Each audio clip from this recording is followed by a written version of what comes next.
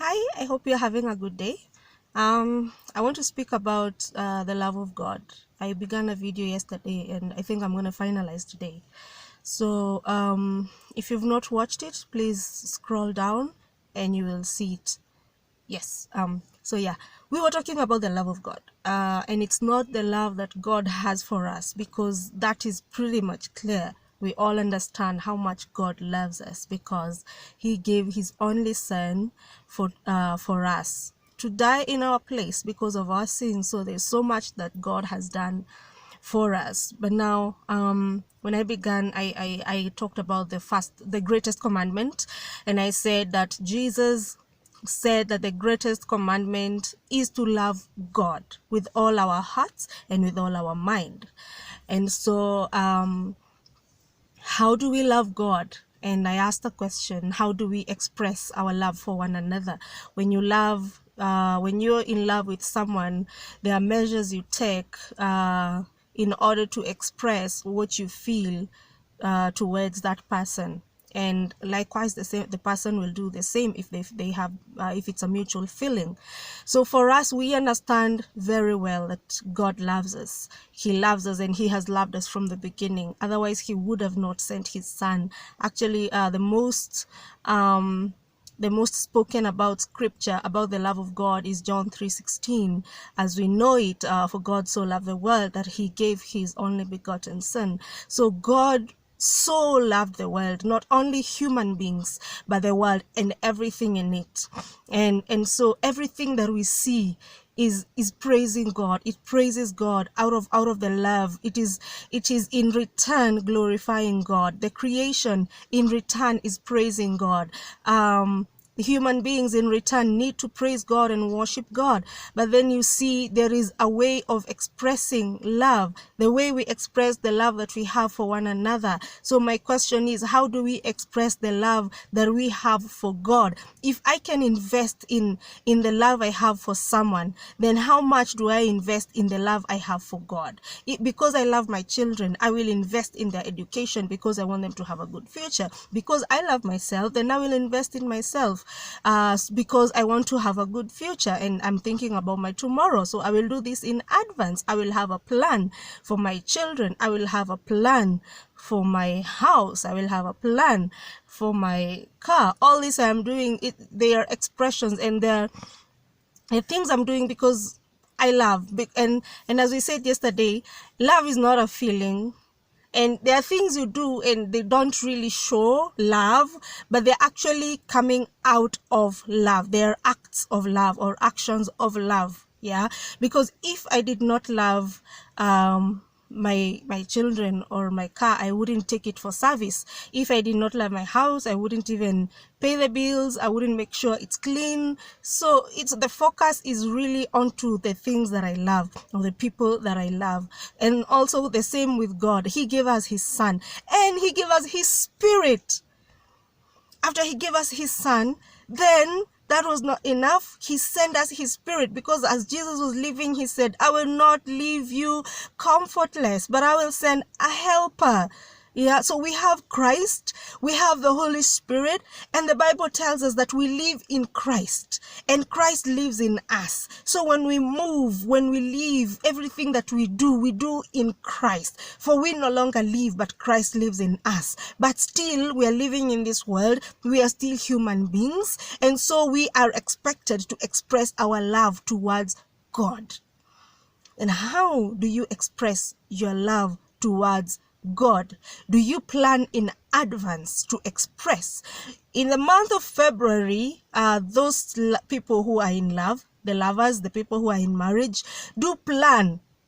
They plan that I'm going to do this for my wife. I'm going to do this for my husband. This is what I will do for Valentine's. Some plan a holiday and they take out the weekend off. They go to the beach and they spend time together because they are in love and it's the month of love. So when is your Valentine to God? Don't tell me Christmas, because that is when we remember Jesus' birth. When is your Valentine with God? When do you express your love to God. I'm not talking about tithe. I'm not talking about offerings. I'm not talking about helping the poor. I'm not talking about none of that, because that is expected of you.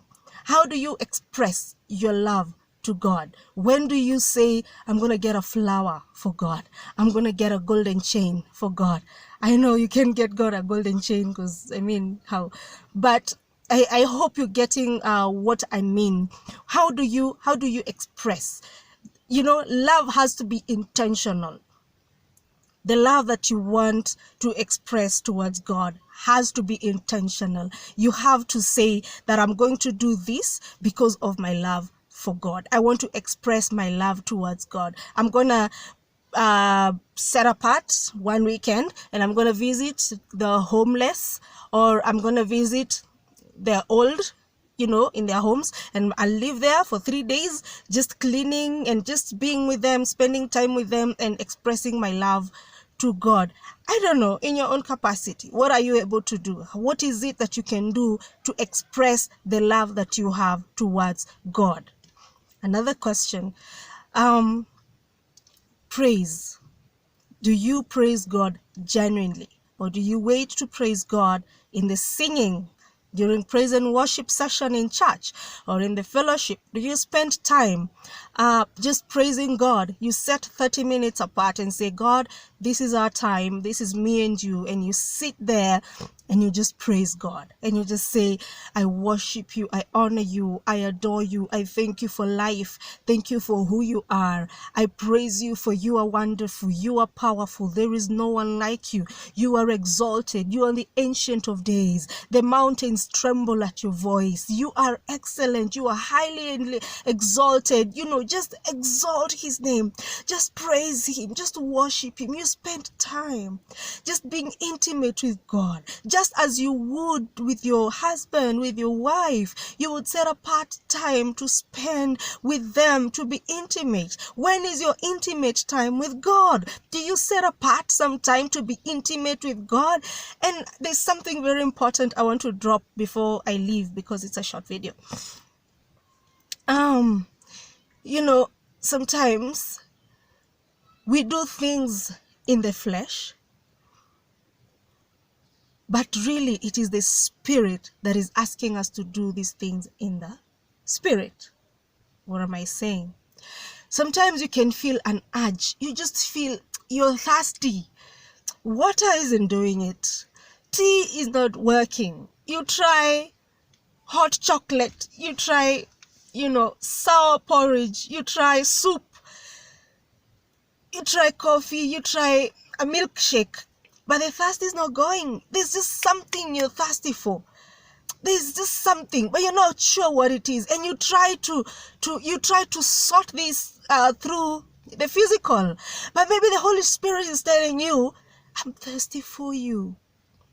I am thirsty for you. I am yearning for you. Can we just take some time outside? Take some time together? I need some time with you. I'm thirsting for you. Yeah, and you're quenching the Spirit, and he really does not want to be quenched, and he's calling you, and he's saying, I need you, but you're thirsty, and you're trying to quench your thirst with water, with milkshake, with ice cream, but you're quenching the Holy Spirit. Come on, you need to discern that it is God who is calling you to spend time with the Holy Spirit. Do not quench the Holy Spirit.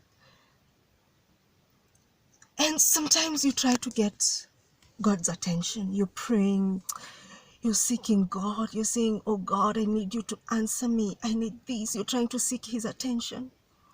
But really all he wants is your affection. Give God some affection. Just tell him he's beautiful. Tell Jesus he's beautiful. If you don't know how, get a psalm and sing it.